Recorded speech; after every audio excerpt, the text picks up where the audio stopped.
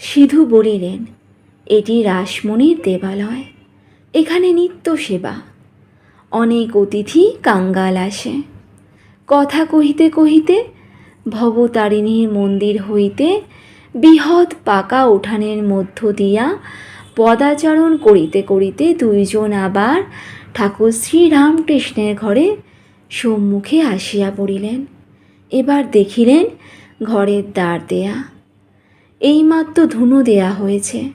Master ইংরাজি পড়িয়াছেন। ঘরে হঠাৎ প্রবেশ করিতে পারিলেন না। দ্বার দেশে বিন্দে ছি দাঁড়িয়েছিল। জিজ্ঞাসা করিলেন, হ্যাঁ গা, সাধুটি কি এখন আর ভেতরে আছেন? বিন্দে, হাঁ, এই ঘরের ভেতরে আছেন। মাস্টার, ইনি এখন কতদিন আছেন?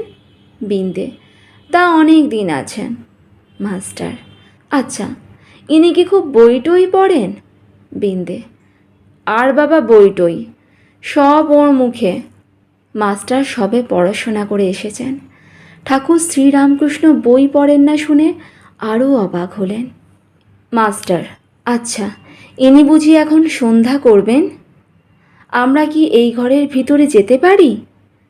তুমি একবার খবর দিবে? বিন্দে, তোমরা যাও না বাবা, গিয়ে ঘরে বসো।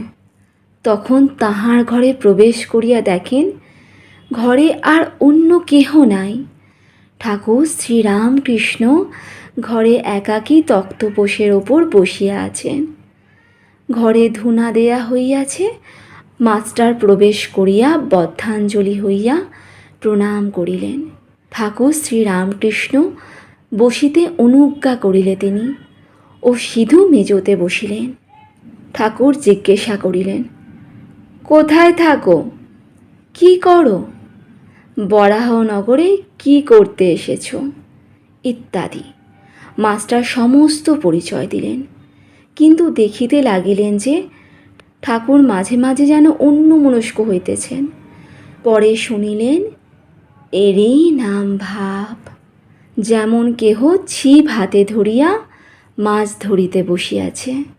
মাছ আসিয়া টোপ খাইতে থাকিলে ফাতনা যখন নড়ে, সেই ব্যক্তি যেমন শশব্যস্ত হইয়া ছিপ হাতে করিয়া ফাতনার দিকে এক দৃষ্টি এক মনে চাহিয়া থাকে, কাহারও সহিত কথা কয় না, এ ঠিক সেই রূপ ভাব। পরে দেখিলেন ও শুনিলেন ঠাকুর সন্ধ্যার পর এইরূপ ভাবান্তর হয়। কখনো কখনো তিনি একেবারে বাহ্যশূন্য হন।